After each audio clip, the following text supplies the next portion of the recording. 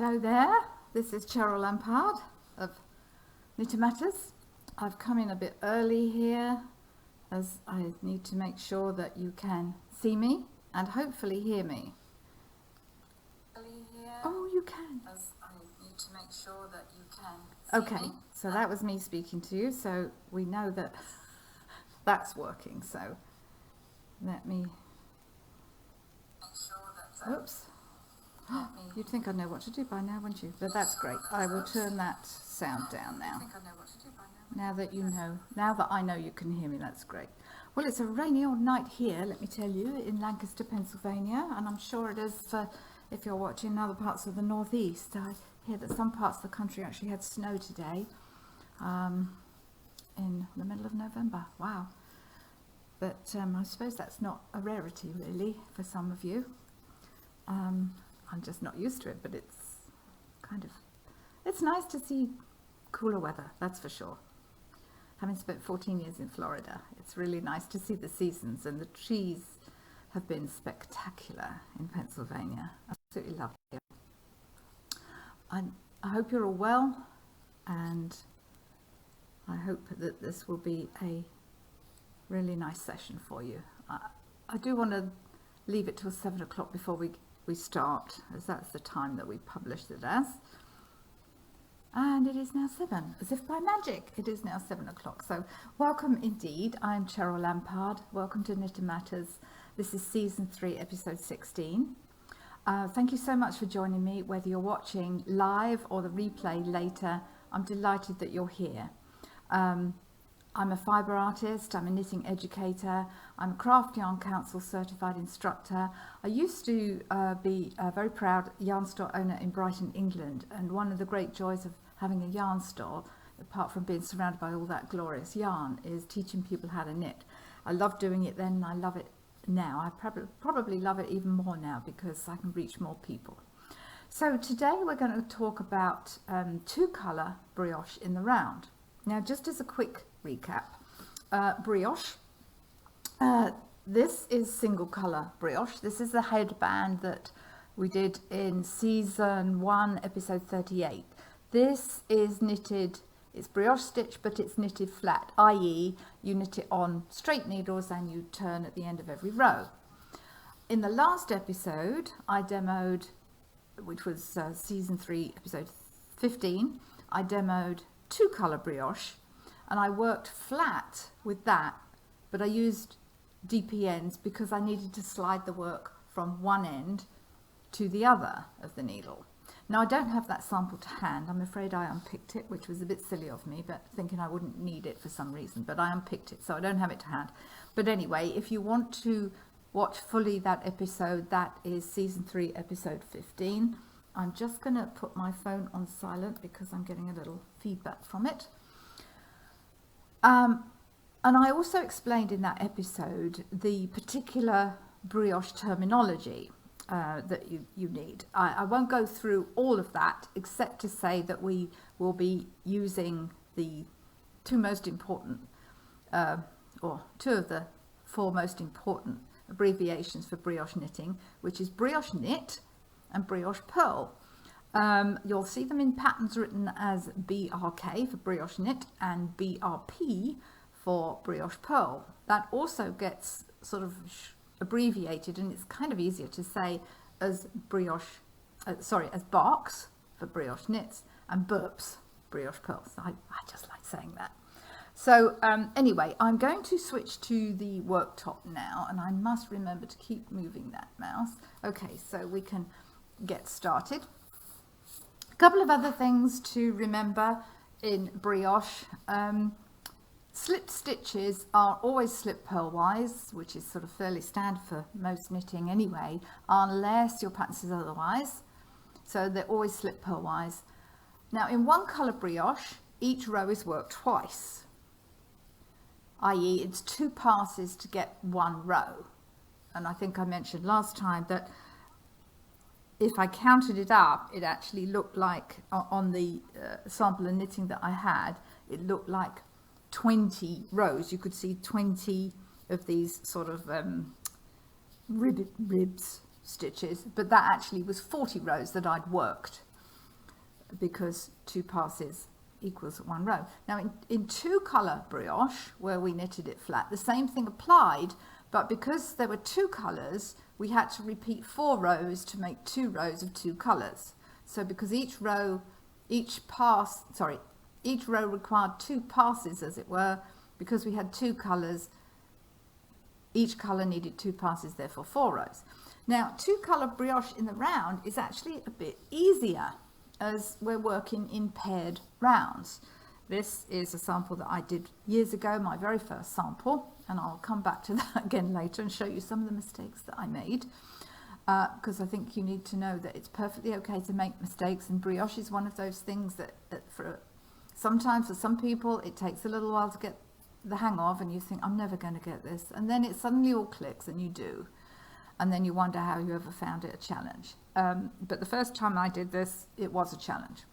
So 2 colour brioche in the round, as I said, is easier, I think, because you're working in paired rounds. So you're doing a brioche knit in your light colour, then a brioche purl around in a dark colour. But the thing that causes most confusion for 2 colours in the round is at the start of the row and at the end of the row.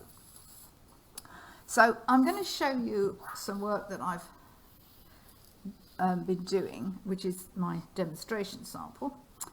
And I've just completed hang on a second, I'm jumping ahead here, just sorry. I've got a note here of what I wanted to say. Yes. The most important thing if I don't have a little note in front of me, I tend to leap ahead like I've just done. Anyway, so the most important thing that you need to remember is at the end and the beginning of a round, you always drop the old yarn in front. That will seem a little counterintuitive at times, but you'll see why that happens and why we do it as we go along. So what I've done here is cast on with a dark colour, my purple. I've joined in the round and I've worked 1 round in knit stitch. Then I did 2 setup rows. I did a setup row which basically introduced the light colour, and then I did another setup row in the dark colour. And then I continued in the 2-row pattern that we're going to do in a moment. Now, I did think about showing you the setup rows, but really, when I looked at doing that, they're so similar to the main 2 rows that we're going to be repeating in a moment that there really was no need to do that, unless you have a pattern where the setup row is completely different to most of the rest of the work. I mean, you do need to pay attention to your pattern for the setup row, but I promise you, all I did here was virtually what I'm going to be doing next. So, but there are 2 sort of setup rows, as I say, introducing the light colour and then starting the brioche stitch in the dark colour, and that's all I've done. So before we actually start the knitting, and I'm afraid I'm going to have to work all round, you're going to have to sit and watch me work all the way round. I wasn't able to get any more samples done today. We have a lot of building going on, a lot of construction going on in the building, and I was needed to answer a lot of questions, so I wasn't able to get that done. Anyhow, not that that's of any relevance to you, but just bear with me as I work my way round. So let me just explain how you can tell if you get stuck with brioche, and this is where again that 2 colour brioche makes it a little bit easier. If you get stuck with wondering what round you're on with 2 colour brioche, the easy way to determine whether you're on a light colour row, which is, as far as we're concerned in this pattern, or is this piece of knitting, it's round 1, or a dark colour, which is round 2, because whatever you've just done will have the most of that colour. So what do I mean by that? You can see there, if I show you, if you look at it like that, you can see the purple and you can see the grey. But if you look at here, along here, what do you see most of? You see most of the purple stitches, which means that that's actually the dark colour, and that's the row that I've just done. Now, if you're doing 2-colour brioche and flat knitting, well, that could be one of 4 rows. In fact, it could be one of 2 of the 4 rows. But with knitting brioche in the round, it can only be one row or the other. So at least you've got some way of finding out where you last were if you forget or you pick up your knitting and you can't remember. So it is actually even easier when you're knitting in the round like that. So let's go. So I have just completed my dark colour round. So my next round, as I say, would be round 1, and it's using my light colour.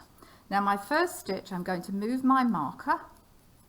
My first stitch is going to be a brioche knit. I'm going to go straight into a brioche knit. And as you can see, both of my colours are at the front. I'm going to go straight into a brioche knit. And a brioche knit, all that means is, let's get that round the marker, is you're going to knit the 2 threads that are before you.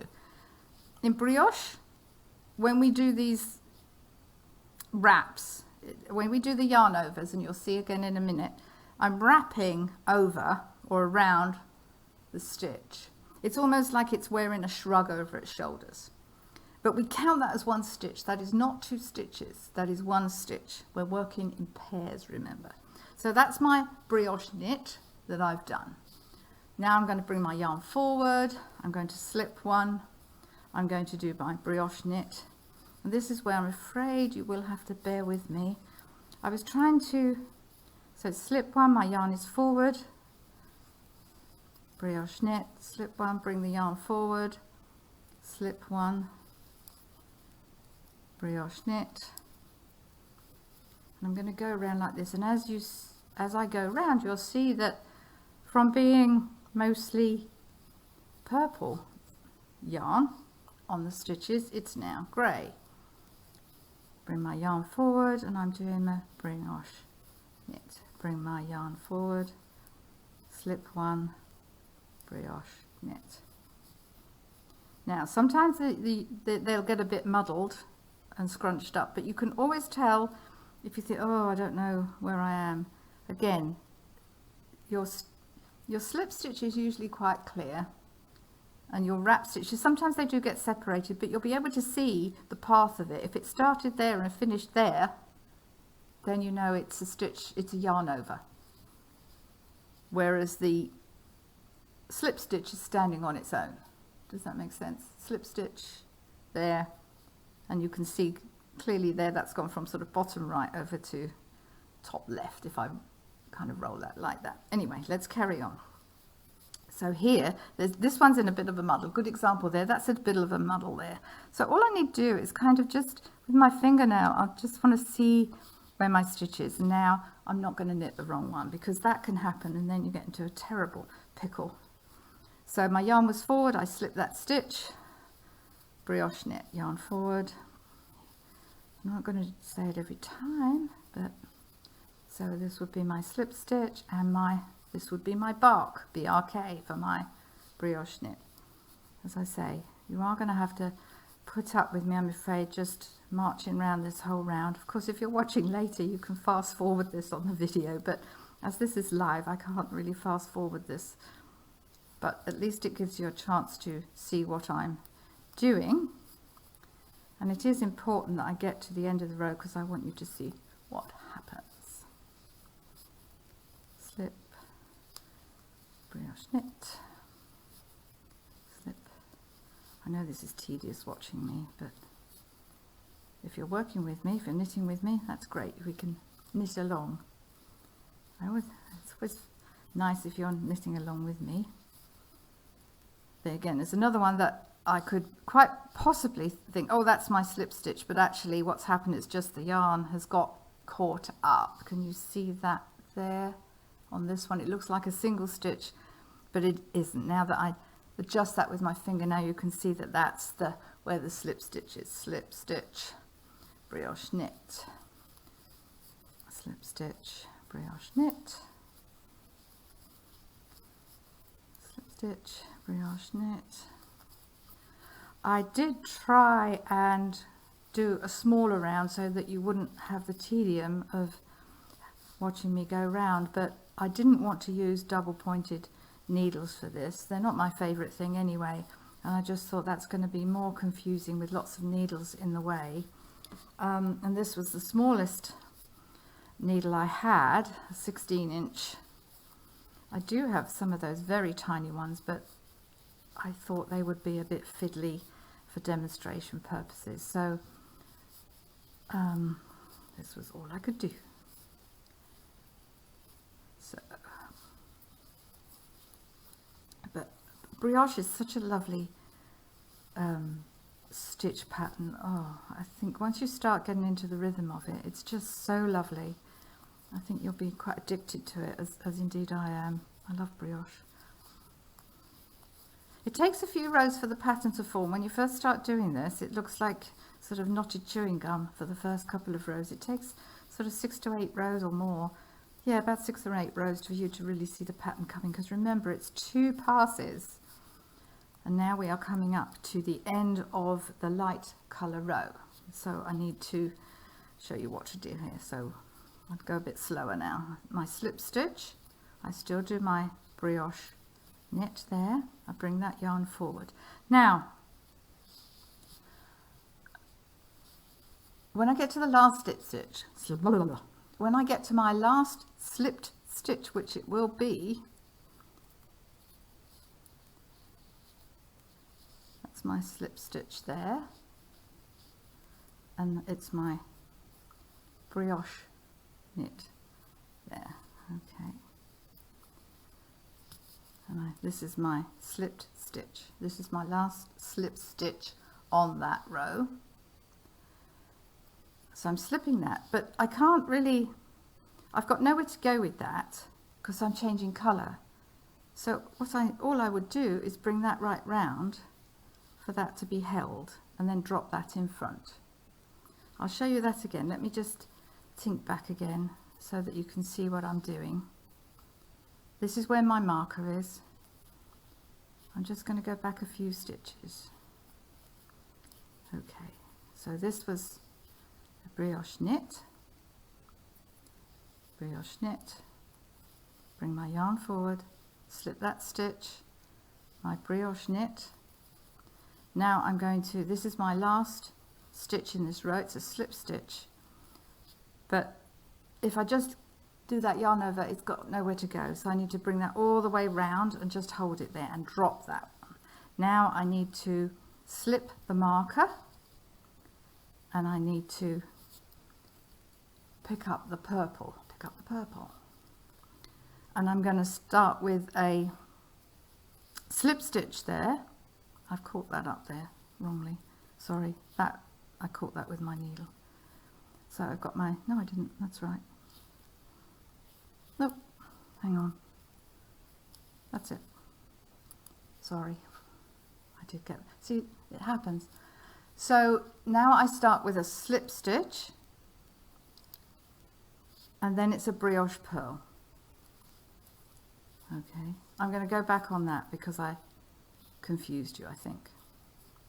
I had caught my needle on there, which I didn't want to do. This is where my marker is. This is my last slip stitched on the light colour round. I've brought that round and brought that to the front. Remember, we have to drop each yarn that we're using in the front. This is my marker, and I had caught that up and thought it was a stitch. It is not, because I know that my next stitch, once I've picked up my dark colour to start this round, is starting with a slip stitch and then a brioche purl. And to do the brioche purl, I bring that all the way round and purl. And again, the brioche purl, let's get that grey out of my way there. My brioche purl is literally just purling that stitch that's wrapped in the grey. So because my yarn is already in front, I can easily slip my stitch, then I brioche purl, and again I'm just going to go all the way round with this. it is easy to, even though I've been doing brioche for a while, it is easy at times to, especially if you're being distracted or talking or watching something good on Netflix or Amazon Prime or whatever you choose to watch, it's easy to pick up the yarn in the wrong place or catch your needle on a stitch. I did that earlier on today, and for some reason I ended up bringing the other colour yarn all the way around at the back. Don't know how I managed to do it, lesson to self. So I had to sort of tink back 2 rows to see how I'd managed to do it, but that can really throw you out. If you do that, that can really mess up your knitting and mess up your day. And I do recommend that if you have to unpick, just do it very carefully, and if you're not really sure what you're doing, tedious as it may be, do it stitch by stitch, work it back stitch by stitch. Much safer to do that. Or, you know, if you're doing a complicated piece of brioche knitting where you've got a lot of stitches on the needle, the last thing you wanted to have to do is rip it all out. And actually ripping out brioche is quite tricky. You've really got to sort of know what you're doing in terms of, you've got to be able to understand and read your knitting so that each stitch you can see the stitches that you're taking out. And I do recommend, if you're doing any sort of fancy shaping with brioche, which is a whole other thing, that you put in lifelines so that at least if you do have to rip out, you can go back to a certain point in your knitting rather than having to rip out rows and rows and inches of lovely brioche. Nobody likes doing that, but sometimes if you can't find your way back, as it were, that's what you have to do. But I know it's tedious ripping out inches, like tinking it back, but sometimes you can actually see, I find that you kind of learn a lot by doing that. When you make those mistakes, nobody wants to make mistakes, but you're not starting from a mistake. You shouldn't think it as wasted time. You're gaining experience while you're unpicking, because you can then see the path of the stitches and perhaps what caused the problem, as I did earlier on today.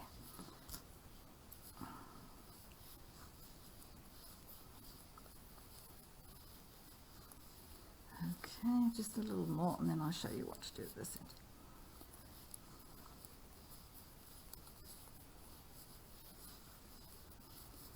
Oops.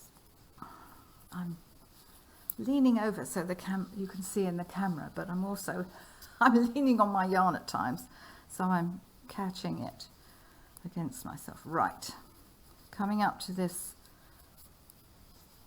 dark row, last few stitches. So when we get to this one, what I should have at the end of this row is a brioche purl, and I do, which is always a huge relief. Now as I do this one, you will see that grey yarn sort of unloops itself, which is exactly what we want. Remember, I looped it round on the row before so that it was held in place. Now we don't need it looping round, we need it exactly where it is, because the next row that I would do, and I'm not going to go around the whole thing again, but the next row would be round 1, which would be light colour yarn, and round 2 after that would be the dark colour yarn. These yarns are exactly where I need them to be. Okay, right, so that is brioche, 2-colour brioche in the round. It's a lot easier in some ways than 2-colour brioche on flat knitting, because you don't have to worry about the edges, the side edges, and neatening those. You don't have to have 4 rows to remember whether you slide or turn. So it is a lot easier. Obviously you can't do everything in the round, but this is wonderful if you're making cowls or hats or anything that you know, works in the round. it's wonderful that, and I would suggest if you're starting on a project, do something simple. This could be a headband. If I did a few more inches, this could be a headband. If I actually added a few more stitches, I think I've got 72 here. If I made it, say, I don't know, 125 stitches, something like that, it would probably, and made it, 8, 9, 10 inches longer, I'd have a really nice, thick, warm cowl. So for your first brioche project, I'd recommend doing something fairly simple to get into the rhythm of brioche and understanding how these yarns work at the front. Now, one thing you don't do, and this is going to be it's not a blooper reel, but I'll confess what I did the first time I ever did brioche in the round. I thought, well, I must have to cross the yarns. So I crossed the yarns as if I was doing, Fair Isle or colour work, knitting like that, or intarsia. Don't do that. You get into a terrible mess, as I did here, and now this is where I will be brave and show you the mess that I got into here at my first attempt at brioche in the round with 2 colours. This is where I started, and all was going well. And then I did something here. I made a real mess there, and if on the wrong side, it's almost like I can't bear to look at it actually, but I kept it. I like to keep my mistakes sometimes to see what I did wrong.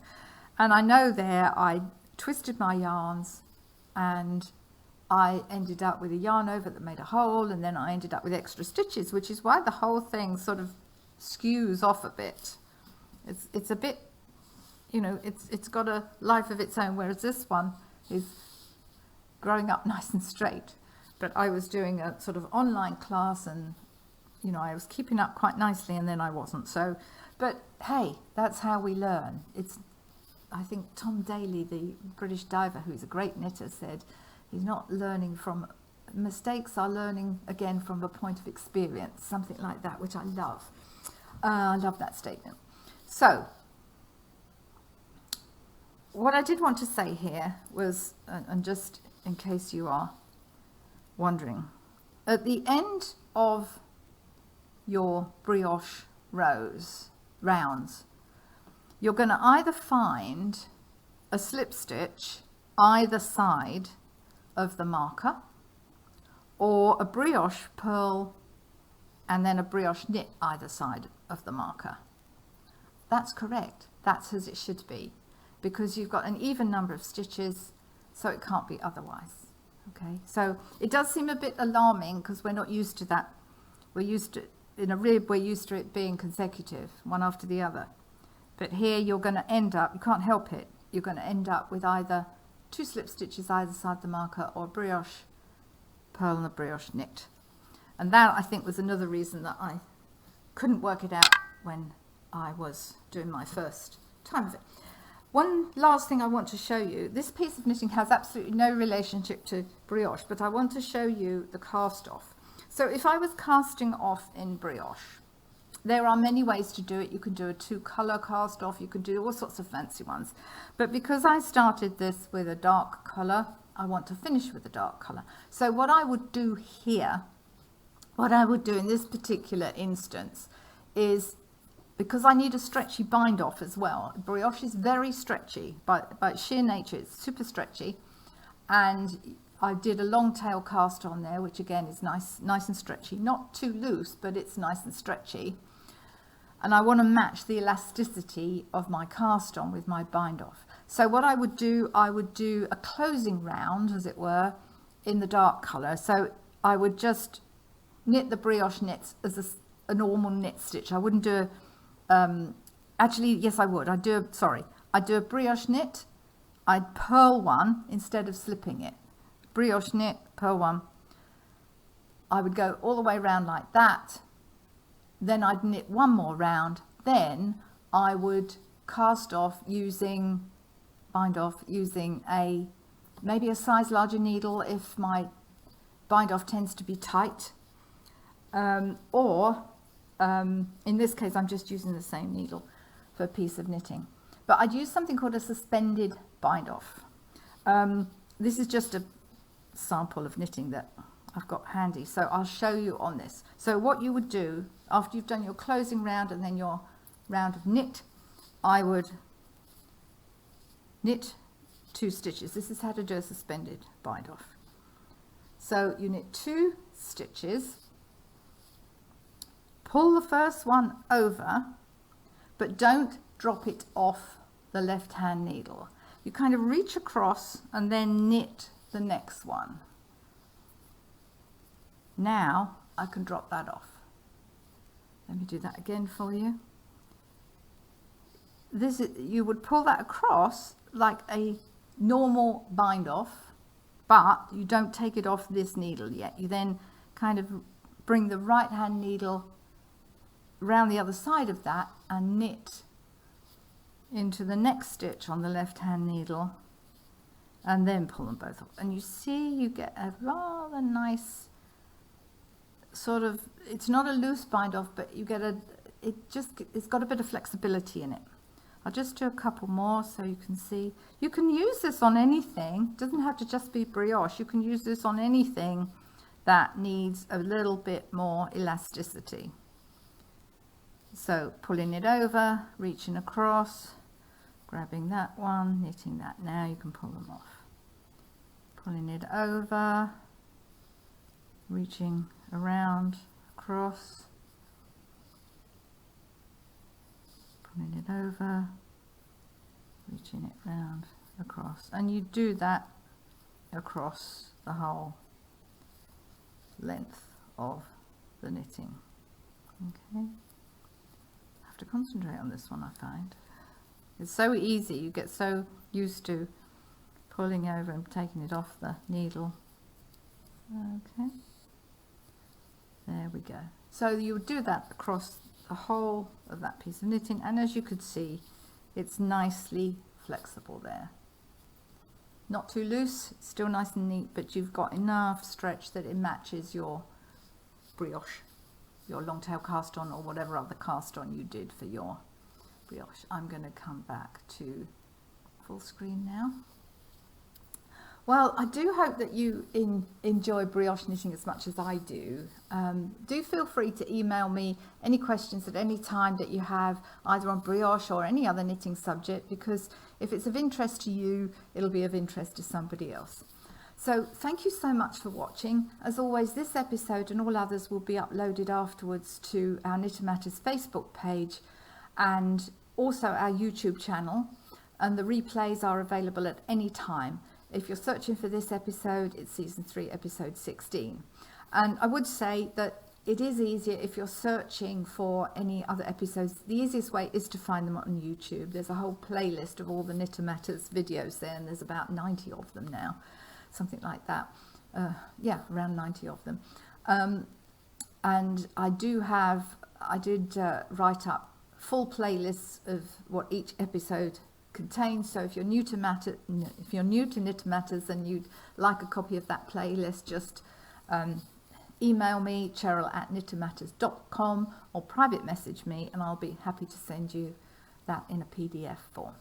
So thank you for watching. I hope you enjoyed our journey around 2-colour brioche in the round, and until next time, keep well, keep calm, and keep knitting. Bye bye for now.